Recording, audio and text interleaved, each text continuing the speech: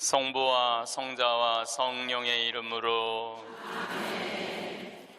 하느님, 제가 업무의 부름을 받을 때에는 아무리 강력한 화염 속에서도 한 생명을 구할 수 있는 힘을 저에게 주소서.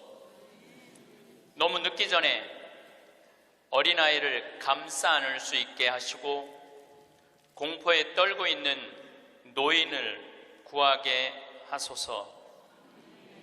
저에게는 언제나 안전을 기할 수 있게 하시어 아무리 강렬한 화염 속에서도 한 생명을 구할 수 있는 힘을 저에게 주소서. 신이시여, 내 차례가 되었을 때를 준비하게 하시고 불평하지 않고 강하게 하소서. 내가 들어가서 어린아이를 구하게 하소서. 나를 일찍 거두어 가시더라도 헛되지 않게, 그리고 그가 내민 손을 잡게 하소서. 영광이 성부와 성자와 성령께, 성부와 성자와 성령의 이름으로. 참 예수님, 제가 방금 드린 기도는 어느 소방관의 기도입니다. 우리 생명을 책임지는 소방관들이 얼마나 애절하게 자기의 목숨을 바쳐서 사람들을 살리고 있는지 이 기도문을 읽으면서 많은 생각을 하게 됐습니다. 우리는 직업에 귀천이 없다고 이야기합니다. 그런데 제가 소방관들의 삶을 조금 들여다보니까 직업에 귀천이 있더라고요. 우리 한국 사회에서는 이번 여름에 알래스카 강의를 갔었는데 마침 소방관 팀장, 거기는 캡틴이라고 부르는데 팀장 집에 머무르게 됐어요. 그래서 너무 궁금하잖아요. 특별한 직업을 가진 분이니까. 그리고 미국에서 인기 직업 1위는 소방관이에요. 그래서 제가 물어봤어요. 보통 소방관 처음 되면은 월급을 얼마를 받느냐? 그랬더니 한 4천만 원 정도 받는데요, 연봉이. 그리고 1년 반 훈련이 끝나고 정식 소방관이 되면은 6,500만 원 정도를 받는데요. 근데 우리나라 소방관은 정식적으로 소방관 합격을 해갖고 임명을 받으면은 첫 월급이 얼마냐면은 140만 원이에요. 사람의 생명을 이렇게 건지는 소방관들이 연봉이 이런 거 저런 거 다 따져서 한 2,500, 많을 때는 3천만 원밖에 되지 않습니다. 우리 그 캡틴이라는 분은 은퇴를 하고 리타이어를 하고 다시 소방관으로 다시 재취직을 해갖고, 미국은 그런 경우가 참 많아요. 일단 한번 은퇴하고 다시 그 자리로 가서 일하는 경우가 많아요. 그래서 그러면은 당신은 연봉이 얼마가 되냐 그러니까 저는 좀 많죠 그러더라고요. 그래서 얼마가 되느냐 그랬더니 한 1억 5천만 원 정도 됩니다 그러더라고요. 그러니까 미국에 가보면은요, 소방관 월급이 팀장, 캡틴 정도 되면은 1억 5천만 원 정도 돼요. 그리고 뉴욕 경찰, 뉴욕에 강의 갔을 때 내가 그런 거 궁금해 하잖아요. 얼마나 받나. 뉴욕 경찰은 연봉이 얼마냐 그러니까 뉴욕 경찰들은 경위 정도만 되면은, 경사 정도만 되면은 1억이 넘어간대요. 1억이. 그러니까 미국은 소방관, 경찰관, 군인들이 보통 한 5년 정도만 근무를 하면 1억이 넘어가요. 1억이. 제가 잠비아에 봉사활동 이렇게 갔을 때 나하고 같이 일을 하는 수녀님이 20년 전에 독일에서 유학을 했는데 장애시설, 복지학과 유학을 해갖고 장애시설에 많이 다녔대요. 근데 그 장애시설에 심리학과 여자 교수가 있었는데 퇴근할 때 보니까 그 운전기사랑 퇴근을 하더래요. 그래서 어떻게 운전기사랑 퇴근을 맨날 하느냐고, 저 사람 내 남편이라고. 심리학 교수면은 20년 전만 해도, 우리 지금도 심리학 쪽 공부를 했다 그러면은 사회적으로 최고의 직종인데, 아니 당신은 교수고 심리학 교수고 의사인데도 이렇게 대단한데 어떻게 저렇게 남편이 운전기사인데 창피하지 않느냐고. 아무 문제 없다고. 우리 남편은 저 운전하는 걸 너무너무 좋아한다고. 그러니까 이 사람들은 자기가 교수고 남편이 운전기사라도 그 운전기사라는 것 자체가 하나도 안 창피한 거예요. 근데 우리나라 만약에 아내가 대학 교수인데 남편이 노란 학원차 운전하고 다니면은 창피할 것 같아요? 안 창피할 것 같아요? 우리 뭐라 그럴까? 당신 관도 그냥 내 얼굴로 그냥 살아. 아마 분명히 그럴 거예요. 우리나라는요, 머릿속에 직업에 귀천이 있는 나라예요. 그래갖고 수녀님이 너무 놀래니까 거기서 한 가지 더 얘기, 내가 너무 놀래니까 수녀님이 더 놀라운 일이 있다고. 우리 장애시설에 청소하는 아줌마가 있었대요. 맨날 와서 창문 닦고 아주 즐겁게 노래도 하고. 근데 하루는 동양 수녀님이니까 수녀님 우리 집에 초대하고 싶다고. 그래서 그 청소하는 아줌마 집에 갔대요. 갔는데 집이 대궐처럼 으리으리하더래요. 근데 딱 나오는데 그 집 청소하는 아줌마가 이런 대궐집에 청소하는 그 뒷방에 있나? 갔는데 그 청소하는 아줌마가 알아볼 수 없을 만큼 귀 부인의 옷을 입고 딱 나오더래요. 수녀님 너무 놀래갖고 어떻게 된 거냐고 그랬더니 나는 사실은 내 남편이 철도청장이라고, 이 독일의 철도청장인데 나는 청소하는 게 너무너무 즐거워서 내가 청소하러 가는 거라고. 그러니까 자기 남편이 철도청장이라도 자기가 청소하는 게 하나도 안 창피한 거예요. 우리나라 지금 철도청장 부인이 지금 무슨 동방자애학교 가갖고 청소하고 앉아있다고 그러면 그 월급 다 받는데, 그래갖고 그 월급 받아갖고 그 부인은 어떻게 하느냐면은 기부를 한대, 도네이션을 한대요. 자기 너무너무 즐겁다고. 그러니까 직업에 귀천이 없어요. 우리 알래스카에서 내가 한 일주일 동안 그 집에서 지냈는데, 이 캡틴은 요트가 있어요. 집에 요트, 그리고 그 캠핑카 있죠. 차 안에 침대도 있고 음식도 해 먹을 수 있는 캠핑카도 있고.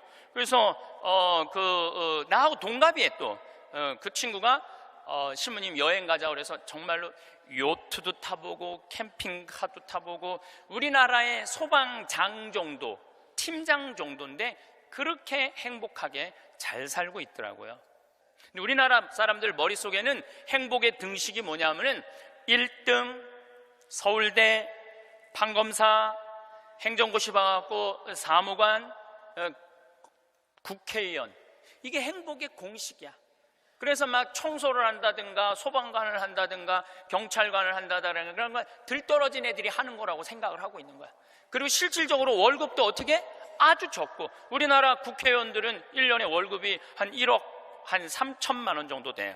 1억 3. 그런데 뭐 보좌관 또 뭐 운전기사 뭐 다 하면 한 국회의원이 얼마를 쓰냐면 7억을 써요. 7억을 써요. 한 국회의원들이 어마어마하게 쓰는 거죠. 그런데 1000을 기준으로 하면 노르웨이 국회의원들은 일을 1000개를 하면은 우리나라 국회의원들은 그렇게 많은 돈을 벌고도 105개 정도밖에 안 한대요. 그러니까 우리나라의 최고 슈퍼 갑질은요, 조연아 부사장이 아니라 국회의원들이 슈퍼 갑질을 하고 있는 거예요. 돈은 돈대로 벌고 일은 하지 않는 거죠. 그래도 오늘 저 국회 내년 예산안 통과한 거 보니까 마음이 좀 편하네요. 몇 년 동안 제 나라 통과한 적이 없거든요. 오늘은 내가 아침에 뉴스를 보고 그래도 밥 먹을 자격이 있구나 이런 생각이 들었어요. 오늘은. 근데 여러분들, 앞으로 우리나라는 공부 잘한다고 행복한 시대는 갑니다. 이제 제가 왜 그런 시대가 가는지 말씀을 드릴게요. 10년 전만 해도 우리나라는 대학 입학생이 1년에 60만 명이었어요. 60만 명. 근데 2020년에는 대학 입학생들이 1년에 몇 명이냐면 30만 명으로 줄어들어요. 그러면 지금 우리나라 대학이 한 400개 되는데 2020년부터는 대학이 어떻게 줄어들 것 같아요? 300개, 200개 줄어들어요. 그럼 공부 잘해갖고 교수한 분들 다 어디 갈 것 같아요? 다 실직자 돼요. 그러니까 이놈의 새끼야 공부 열심히 해, 너 공부해야지 먹고 살아, 이런 시대는 끝나요. 이제는 앞으로 어떤 사람들이 정말로 먹기 살기 좋은 시대가 되느냐면 용접하는 사람들, 포크레인 운전할 줄 아는 사람들, 그 다음에 요리 잘하는 사람들, 청소 잘하는 사람들, 이런 사람들이 행복한 시대가 온다니까요. 세상이 너무나 지금 변하고 있어요. 우리 생태마을에 올해 직원들을 채용을 해요. 이것도 귀가 번쩍 분들이 이런 분들이 있으니까 야 나도 한번 거기 가볼까? 근데 이번에 자격은 뭐냐면 고등학교 졸업 예정자들만 뽑아요. 나는 대학 졸업 예정자들도 안 뽑아요. 대학원 졸업 예정자들도 안 뽑아요. 혹여 가끔 대학 졸업한 사람들, 대학원 다니는 사람들 뽑아요. 우리도 뽑는데 월급은 고등학교 졸업한 사람이나 대학 졸업한 사람이나 대학원 졸업한 사람이나 우리 생태마을 첫 월급은 똑같이 200만 원이에요. 고등학교 졸업해도 직원으로 되면 무조건 200만 원이에요. 아니 생각을 해봐요. 아니 매주 띄우는데 뭐하러 대학원 자격증이, 아니 배추 심는데 뭐하러 대학 졸업한 사람이 필요해요? 우리 생태마을에 필요한 사람은 어떤 사람이 필요하냐 하면 성실한 사람, 성격 좋은 사람, 이런 사람이 필요해요. 그리고 뭐 우리 생태마을에 지금 다녀간 사람이 100명도 넘죠. 우리 직원이 지금 한 40명 되니까 많이 바뀌어요. 근데 남아있는 사람이 어떤 사람이 남아있느냐 하면은 가정환경 행복했던 사람, 성실한 사람, 이런 사람들이 남아있어요. 가정환경 불행했던 사람, 어린 시절을 힘들게 지냈던 사람은요 많이 견뎌야 6개월이에요. 그러니까 이제는 공부를 잘하는 사람이 성공하는 시대가 아니라, 공부를 잘하는 사람이 성공하는 시대가 아니라 행복한 사람이 성공하는 시대가 오는 거예요. 근데 우리나라 OECD 국가 어린이 행복지수 조사를 해봤는데 11살, 13살, 15살을 대상으로 행복지수를 점수를 내봤는데 노르웨이가 95점인데 우리나라 애들이 60점이에요. 우리나라 애들은 안 행복해요. 이거 OECD 국가 중에 우리나라가 꼴등이에요. 심각합니다. 왜 심각하냐 하면은 어렸을 때 안 행복한 애들이 커서 행복할 것 같아요? 절대 그런 일은 없어요. 어렸을 때 추억이 많고 어렸을 때 행복한 애들이 커서도 행복한 거예요. 근데 우리나라는 대학생이 하루에 몇 시간 공부하냐면 4시간 공부해요. 초등학생이 하루에 몇 시간 공부하냐면 5시간 반을 공부를 해요. 중학생은 하루에 몇 시간 공부하느냐면 7시간을 공부해요. 고등학생은 하루에 몇 시간을 공부하느냐면 8시간 반을 공부를 해요. 그럼 여러분들 하루에 8시간 반을 공부한다고 그러면은 밥 먹는 시간 1시간, 1시간, 1시간, 3시간 빼고, 그것도 못 먹는다고 그러긴 하지만은, 그리고 학교 가는 시간 빼고, 그러면은요 애들은요 잠자는 거 빼고는 공부만 하는 거예요. 그러니까 얘네들은 엄마, 아빠, 형제들이랑 먹고 마시고 놀 시간이 없어요. 제가 지난 시간에도 말씀드렸지만은 이 세상에 가장 중요한 일은 뭐냐면은 먹고 마시고 노는 일이에요. 우리가 여러분들 왜 예수님하고 추억이 많아요? 예수님은 세리와 죄인들과 먹고 마시고 놀았기 때문에 추억이 많은 거예요. 만약에 예수님이 우리랑 먹고 마시고 놀지 않았다면 우린 추억이 하나도 없을 거예요. 오늘 복음도 막 병자들 고쳐주고 난 다음에 너무너무 마음이 안타까워. 예수님이 너무너무 안타까우니까 내가 마음이 아프다. 저 사람들 먹을 걸 우리가 주자. 그러니까 예수님 먹는 거 진짜 중요하게 여기신 분이에요. 우리가 주자.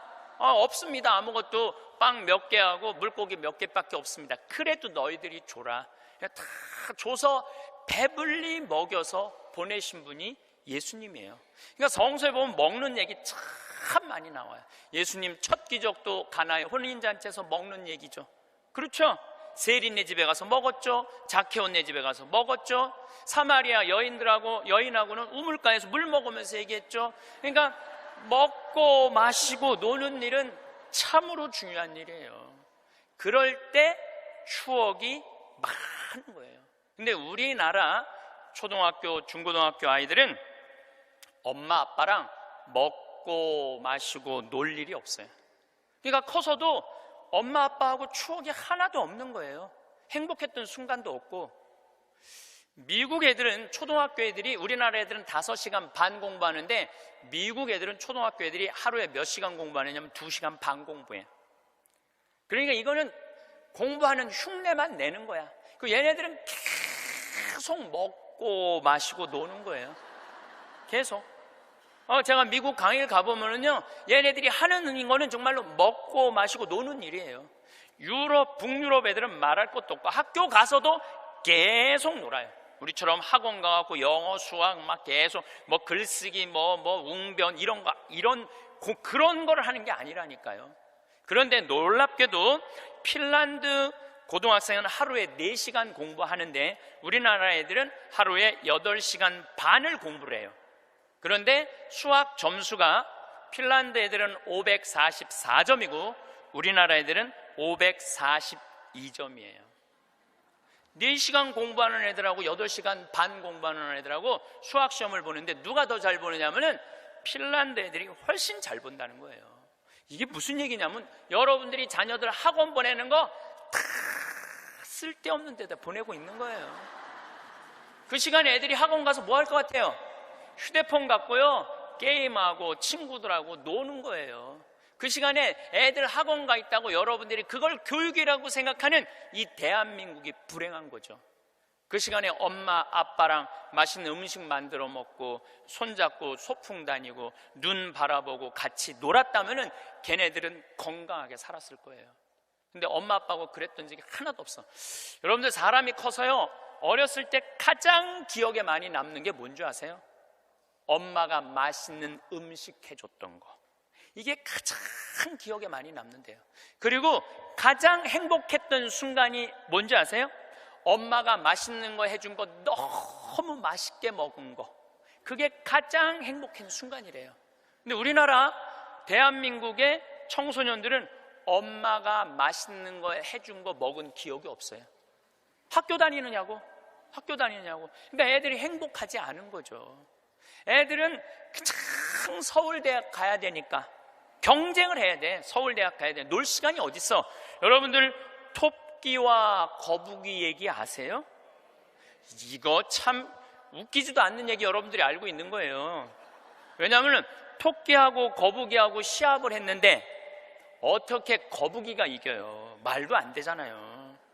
말도 안 되는 얘기예요. 어떻게 거북이가 이겨요? 이렇게 발바닥도 땅바닥에 있고 이렇게 가는 거북이가 그냥 뛰어다니는 토끼를 어떻게 이겨요? 2000년 전 이솝우화 얘기예요. 그러니까 2000년 동안 사람들은 거북이가 빠른 줄 알고 있어, 사람들은. 근데 요즘 새로운 일이 벌어졌어요. 그 후손 토끼가 생각해보니까 너무 자존심 상하는 거야. 아니 이 빠른 우리가 거북이한테 진다는 걸 모든 사람들이 알고 있다는 게 너무 웃기잖아요. 그래갖고 토끼가 거북이한테 도전장을 내요. 다시 시합하자. 2차전을 벌이자. 2차전을 벌이자. 그래갖고 거북이가 생각해보니까 니네들은 이 토끼들은 막 뛰어야 되기 때문에 심장이 너무 빨리 뛰기 때문에 쉬어야 돼. 그래서 얘네들은 반드시 뭐가 필요하냐면 토끼 잠이 필요해요. 토끼 잠을 자야 돼, 얘네들은. 그러니까 거북이는 믿는 구석이 있어. 너 또 토끼 잠 잘 거니까 시합해도 우리가 분명히 이길 것이다. 그래도 거북이가 생각해보니까 그래도 준비를 해야 될 것 같아. 그래서 거북이도 어떤 준비를 하냐면은 나도 토끼처럼 뒷다리를 똑바로 세우는 훈련을 이제 하기 시작한 거예요. 뒷다리를 세워갖고 내가 빨리 좀 가야 되겠다. 뒷다리. 그리고 생각해보니까 거북이한테 최고 치명은 뭐냐면 두꺼운 등딱지야. 그래서 등딱지를 가볍게 갈기 시작했어요. 병원 다니면서 나 좀 갈아줘라, 이거 좀 가볍게. 그래갖고 준비를 충분히 했어요. 드디어 2차전이 시작이 됐어요. 아니나 달라 토끼가 총알같이 뛰어나갔죠. 근데 거북이는 뒷다리를 이제 세워놨으니까 거북이도 만만치 않잖아요. 쫙 가면서 믿는 구석이 있어서 어떤 믿는 구석이 있었느냐면은 이제 분명히 저 나무 밑에서는 토끼 잠을 잘 것이다. 그래갖고 토끼가 딱 보니까 역시 멀리서 지가 뒷다리를 세워봤자지. 그래갖고 쫙 오는데 자도 될 것 같아. 딱 잠을 자면서 내가 1시간만 자야지, 2시간 잘 거, 1시간만 자야지. 그런데 이제 거북이는 지나갔어. 지나가면서 네가 그러면 그렇지, 네가 토끼가 토끼 잠을 자야지. 딱 어느 정도 중간까지 갔는데 토끼가 깨어난 거예요. 2시간 잘 거 1시간 훈련을 열심히 했으니까 1시간 만에 딱 깨어나갖고 거의 결승점 도달점에 총알같이 토끼가 지나간 거예요. 그리고 거북이가 가다 보니까 토끼가 지나간 거예요. 그래서 이제 토끼가 이 불명예를 씻었어요. 드디어 이제 모든 이 짐승계에는 드디어 토끼가 이겼댄다. 걔가 토끼잠을 줄여갖고 그 거북이를 이겼댄다. 근데 이제 누가 슬프기 시작했느냐면 거북이가 슬프기 시작했어요. 내가 지다니, 이건 있을 수 없는 일이다. 내가 2000년 동안 거북이의 그 성실성 하나로 거북이가 토끼를 이겼다고 모든 세상이 다 알고 있는데 내가 이게 지다니, 이건 있을 수 없는 일이다. 절치부심한 거북이가 다시 토끼한테 도전장을 냈어요. 한 번 더 붙자. 3세판이다. 3세판. 한 번 더 붙자. 토끼가 그래? 뭐 그러면은 귀양 내가 명예를 씻으려면 완전히 씻어야 되니까 한 번 더 붙자. 이번에 거북이는 아무리 생각해도 뒷다리 갖고는 안 될 것 같아. 앞다리까지 세우는 훈련을 한 거야. 이거를 이렇게 똑바로 세우는 훈련을 한 거야. 그래갖고 정말 피나는 훈련을 해갖고 근육을 다 세웠어요. 그리고 생각해보니까 이 등딱지는 갈아서 될 게 아닌 것 같아. 현대 세계가 왔으니까 그 저기 우주 비행선에 쓰는 아주 가벼운 합금판 뚜껑이 있다는 얘기를 듣고 그걸 가갖고 갈았어요. 이 뚜껑을 너무너무 가볍게. 토끼 못지않게 이제 이 속력이 났어요. 근데 거북이가 아무리 생각해도 그거 갖고 안 될 것 같아. 그래서 마지막 한 수를 가지고 있었어요. 분명히 토끼가 저 나무 밑에서 잘 거니까 저 나무 밑에 수면제를, 이 분말가루를 설치를 해둬갖고 리모컨으로 터트리면은 완전히 내가 보낼 수 있다. 비장의 카드까지 준비해놓고 이제 도전장을 내민 거죠.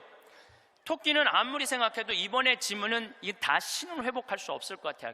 그리고 토끼는 어떤 훈련을 했느냐 하면은, 어떤 훈련을 했냐면 토끼잠을 안 자고 목표 지점까지 가는 훈련을 했어요. 토끼잠을 안 자고. 그래갖고 드디어 3차전이 벌어졌어요. 3차전이 벌어져갖고 출발을 했는데 토끼가 보니까 거북이가 옛날엔 뒷다리만 세웠는데 이제는 앞다리까지 세워갖고 뛰는데 이게 만만치가 않은 거예요. 내가 정말로 자면 안 된다.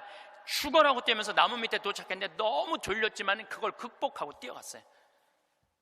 아니 리모컨까지 다 설치하고 이제 터트리기만 하면 이제 완전히 재워갖고 그 토끼잠으로 이기려고 그랬는데 리모컨 터트릴 시간이 없는 거예요. 이건 해보지도 못하고 져버렸어, 거북이가. 그러니까 거북이가 뭐가 왔느냐면 우울증이 왔어요. 우울증이 야, 내가 저 토끼한테는 정말로 어떻게 해볼 도리가 없단 말인가. 너무 우울증이 슬퍼갖고 이제 자살까지 생각을 했어요. 근데 할아버지가 그 손자 거북이를 보고 이런 말을 해요. 거북아, 손자야, 슬퍼하지 말아라. 너 토끼가 몇 년 사는 줄 아냐? 잘 모르는데요. 토끼는 그렇게 죽어라 하고 뛰기 때문에 토끼 수명은 7년이다. 7년. 근데 우리 거북이들은 수명이 얼마인 줄 아냐? 우리 거북이들은 할아버지가 지금 몇 살이에요? 내가 지금 190살이다. 우리 거북이는 느리기 때문에 수명이 200살이다. 너는 느린 게 네 본질인데 왜 토끼 이기려고 그 되지도 않는 뒷다리 앞다리 세우고 왜 그렇게 인생을 힘들게 사느냐. 너는 천천히 사는 게 너의 운명이다. 그 생각을 해보니까 가만히 생각해 되지도 않는 시합을 2000년 동안 한 자기 거북이하고 토끼, 그게 웃긴 거예요. 그래서 이 거북이는 천천히 다니고 자기의 그 본성에 따라 사니까 사는 게 너무너무 즐거워요. 그러니까 느린 게 빠른 것보다 훨씬 좋구나. 빠르면 7년밖에 못 사는데 느리니까 200년을 사니까 아무리 토끼가 빠르면 왜 빨리 죽는데. 그런데 지금 대한민국은 우리 자녀들을 거북이로 안 키우고 뭘로 키우냐면 토끼로 키우고 있어요. 토끼로 7년밖에 안 살릴 생각을 하고 토끼로 키우고 있어요. 그렇게 가장 큰 희생자가 된 사람이 누구냐면은 사도세자예요. 여러분도 사도세자 얘기 알죠? 네, 사도세자가 언제 죽었느냐면 1762년 이모년에 5월 13일 날 뒤주에 들어가고 5월 22일 날 죽었어요. 8일 동안 있다가. 그런데 이 사도세자는 아버지가 영조인데 아버지의 첫째 아들이 효장세자가 있었는데 9살에 죽어요. 9살에 죽다가 40이 넘어서 아들 하나를 얻어요. 이게 바로 이선, 정조는 이산, 정조의 아버지인 사도세자의 진짜 이름은 이선이에요. 사도세자는 죽고 난 다음에 영조가 불러준 이름은 슬픔을 생각해라, 생각살자 슬플 도자, 그래갖고 사도세자고 진짜 이름은 이선이에요. 그러니까 40이 넘어서 아들을 하나 얻었으니까 효장세자가 죽고 난 다음에 너무너무 슬펐는데 이 영조는 이 아들이 너무너무 귀했던 거야. 그래갖고 2살에 사도세자 책봉을 해요. 근데 얘가 얼마나 똑똑했느냐 하면은 2살 때 왕자라는 한자를 보고 아버지가 이게 무슨 자냐 그러면 아버지를 가르쳤어요. 이게 아버지 자다. 왕자를 보고 세자짜리를 보고 이거는 무슨 자냐, 이건 나다. 2살짜리가 5살 때 효경을 줄줄줄줄 외워요. 영조라는 임금은 공부하기 너무너무 좋아했던 임금이거든요. 그러니까 이거 진짜 똑똑한 놈 만들어 보겠다고, 똑똑한 놈 만들어 보겠다고 선생을 몇 명을 들이냐면 20명을 들여요. 그래갖고 아침, 점심, 저녁으로 가르치는 거야. 계속 가르치는 거야. 그리고 이제 시험을 아버지가 나와서 보는 거예요. 너 사서삼경에 이게 무슨 뜻이냐? 그러면 20명이 둘러있고 5살, 6살짜리가 까먹을 수도 있잖아요. 그러면 대답을 못하면은요, 영조가 눈을 부라리면서 이놈 그것도 모르느냐고. 근데 세자는 때릴 수가 없었어요. 누구를 때리냐면 세자를 업고 다니는 내시를 때리는 거예요. 대신 맞는 거예요. 그러니까 여러분도 어린아이가 생각을 해봐요. 내가 문제 하나 못 맞히면은 저 내시들이 두들겨 맞으니 얼마나 이 스트레스를 많이 받아요. 그런데 7살, 10살 때는 칼싸움 하는 거 좋아하잖아요. 저도 어렸을 때 맨날 산에 가고 나무 잘라갖고 맨날 칼싸움 해갖고 여기 맨날 여기 찢어지고 그랬던 기억나요. 이 선은 상궁들하고 칼싸움을 해요. 그걸 본 영조는요, 이 상궁들을 때려 죽여요. 때려 죽여요, 그냥. 그걸 보고 이 사도세자는 너무너무 무서웠던 거야, 아버지가. 그런데 딱 12살이 되면서 사도세자는 공부하기가 싫어요. 그래서 이때부터 책만 보면 머리가 지끈지끈 아픈 거예요. 그러니까 조기 교육의 최고의 희생자는 누구냐면은 사도세자예요. 그러니까 아버지는 공부를 가르치는데 아들은 공부하기가 싫은 거야. 그리고 얘가 키가 엄청나게 커요. 사도세자가 세자 그래갖고 나만큼 조그만 줄 아는데 키가 1m 막 80대고 청룡도를 휘두를 정도로 힘이 좋았다는 거. 관우가 청룡도를 휘두르고 그랬다는 거예요. 말도 잘 타고 화살도 잘 쏘고. 근데 아버지는 그게 너무너무 싫었던 거야, 그렇게 하는 게. 그래서 아버지하고 점점 갈등을 일으키면서 광증에 시달려요.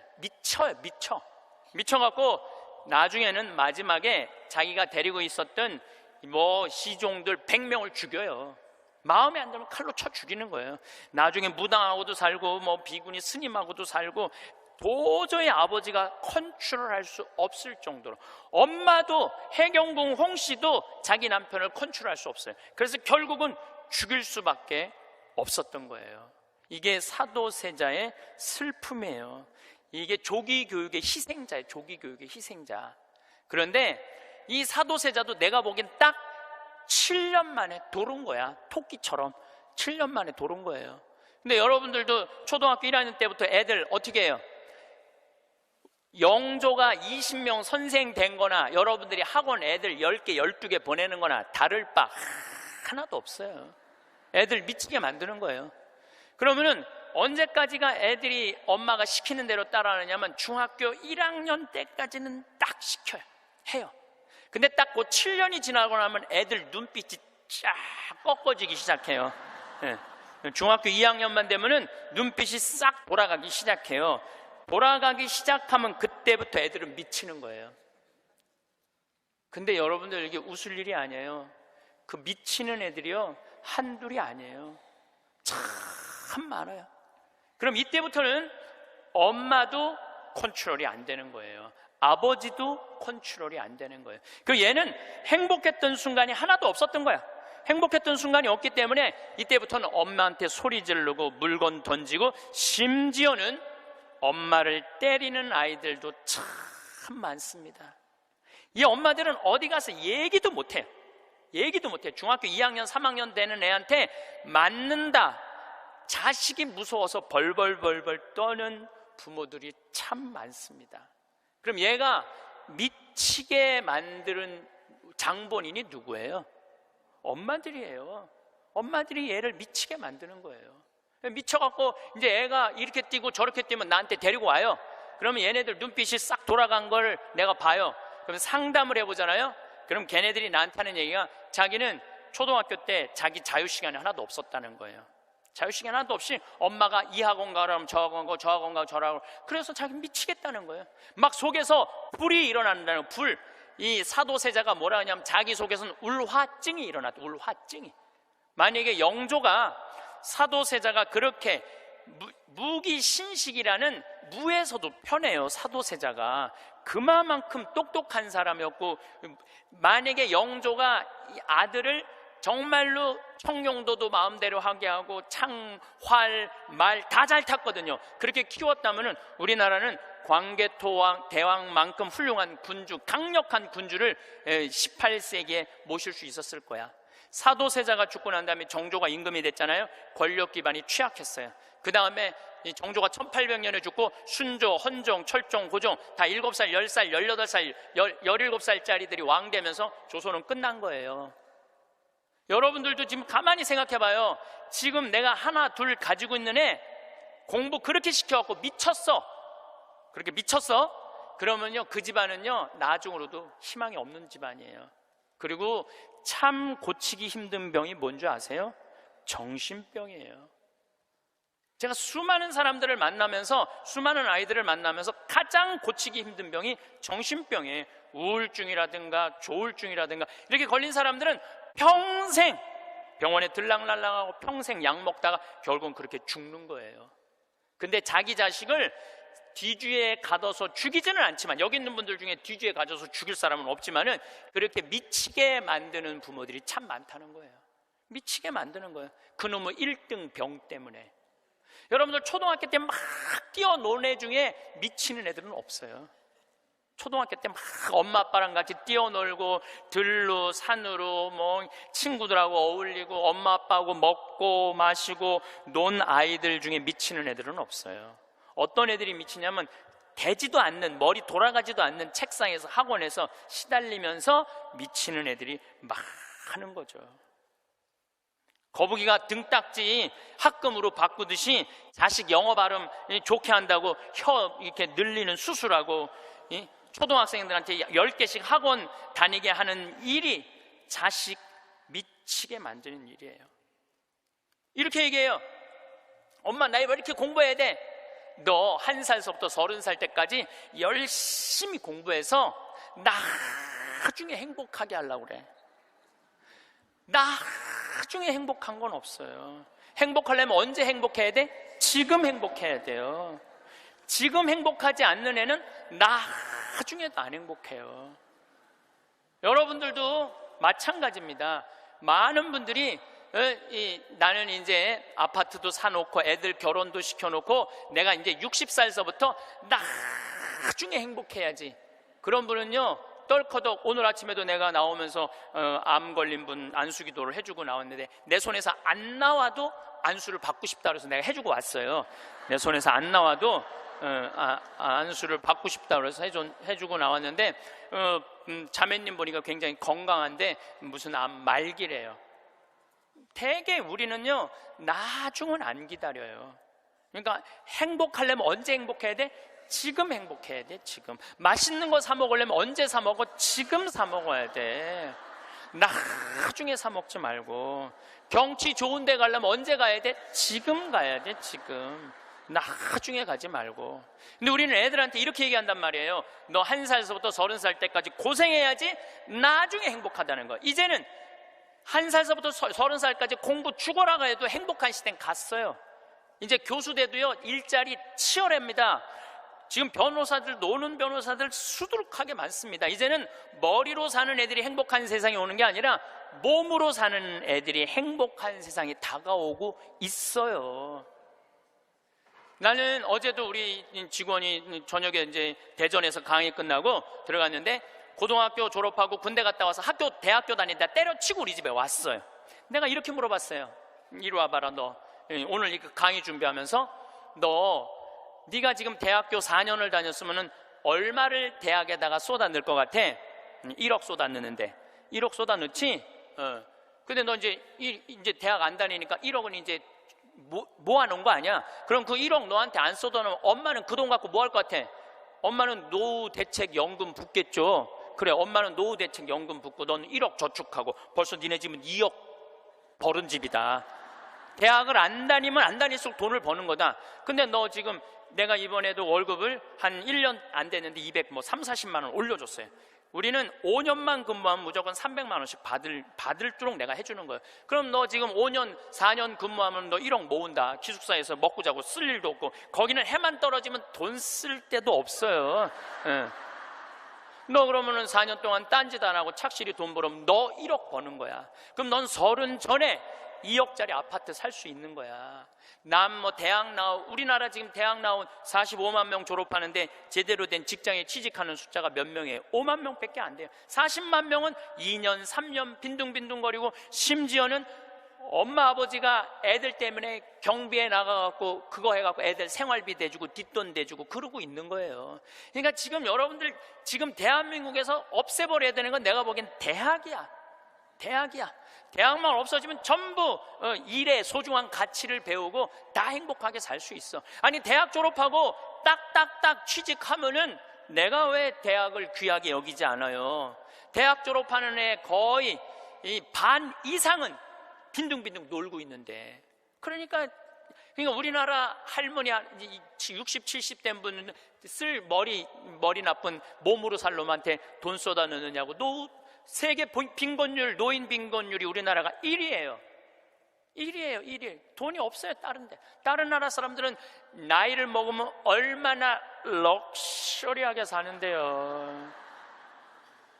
놀지도 못하고 죽어라 30살까지 나중에 행복하려고 공부했는데 취직 안 되면 그 허탈감, 좌절, 이거는요 어른들은 상상할 수 없을 만큼 힘든 거예요. 상상할 수 없을 만큼.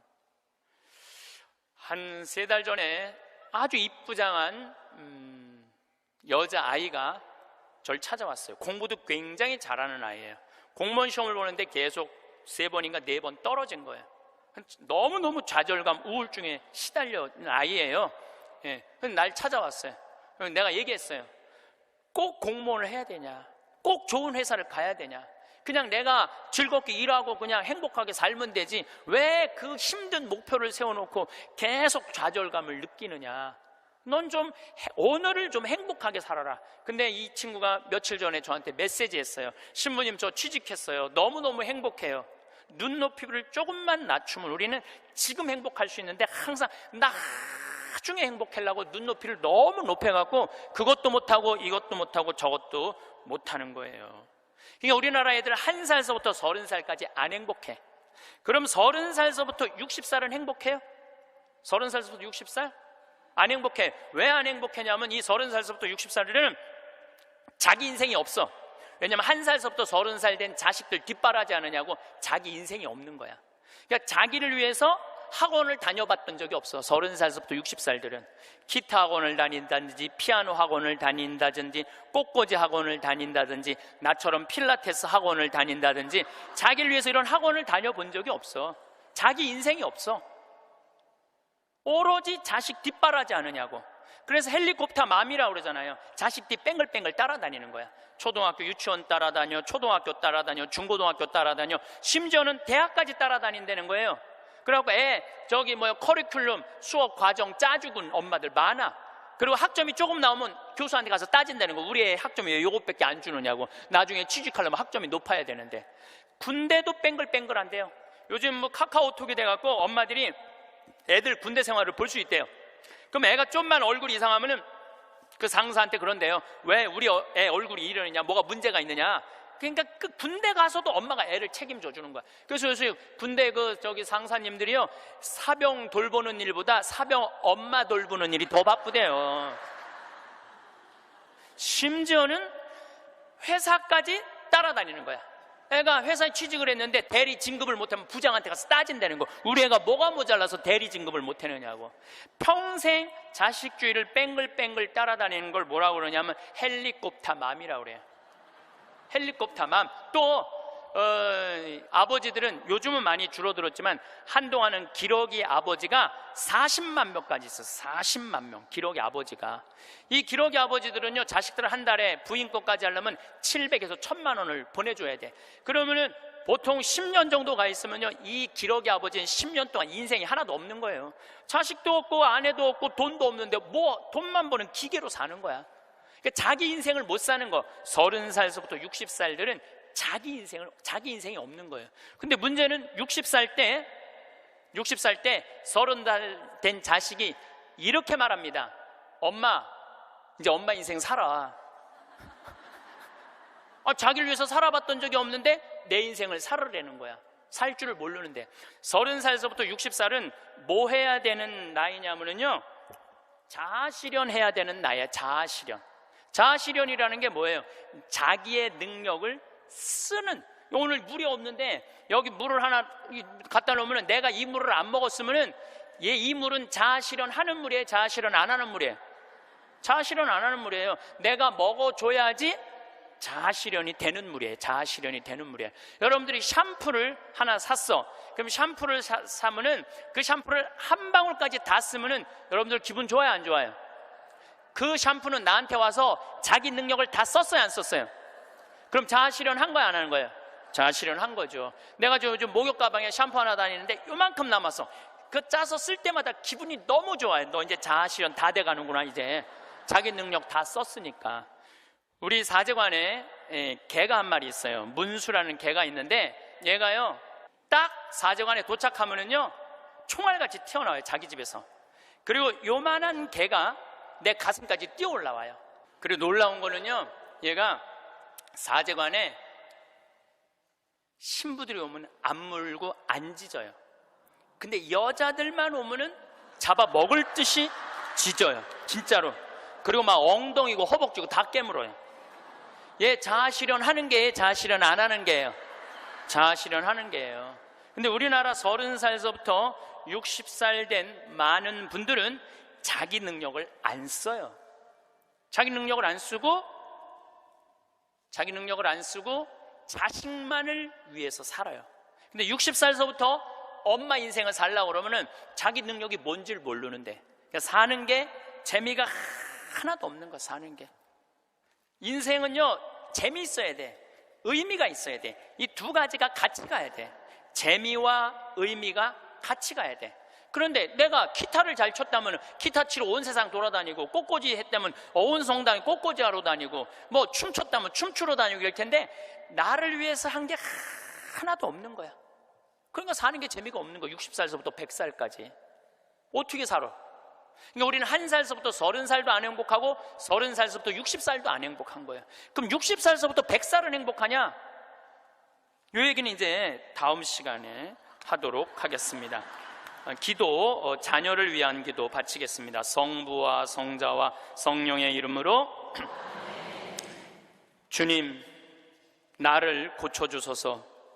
가끔 자녀를 나의 투자의 대상으로 여기는 착각을, 나의 삶을 자녀에게서 보상받으려는 유혹을 다 너를 위한 것이다 라고 하면서 궁극적으로 자신을 위했던 이기심을, 그리하여 자녀가 나에게 속해 있지만 내 것이 아님을 깨닫게 해주소서. 나로 하여금 부모로서의 권리보다는 의무로, 자녀의 성장보다 내가 먼저 성숙해짐으로 그들을 훈계하게 하소서. 자녀를 이끌어주되 강요하거나 협박하지 않으며, 사랑하는 자녀들을 돕되 대가를 기대하지 않으며, 자녀가 누릴 수 있는, 실패할 수 있는 자유와 선택할 수 있는 권리를 빼앗지 않게 해주소서. 자녀의 슬픔과 기쁨을 가볍게 취급하지 않으며, 자녀의 성공과 실패를 과소평가하지 않고, 자녀의 하찮은 질문에 진지하게 대답하게 하시고, 사소한 행동 방식도 존중함으로 존경받는 어른이 되게 해주소서. 그래서 유명한 사람으로가 아니라 유능한 사람으로, 인류의 사람으로가 아니라 유일한 사람으로 우리의 자녀들이 자라가게 해 주소서. 성부와 성자와 성령의 이름으로 아멘. 네, 감사합니다.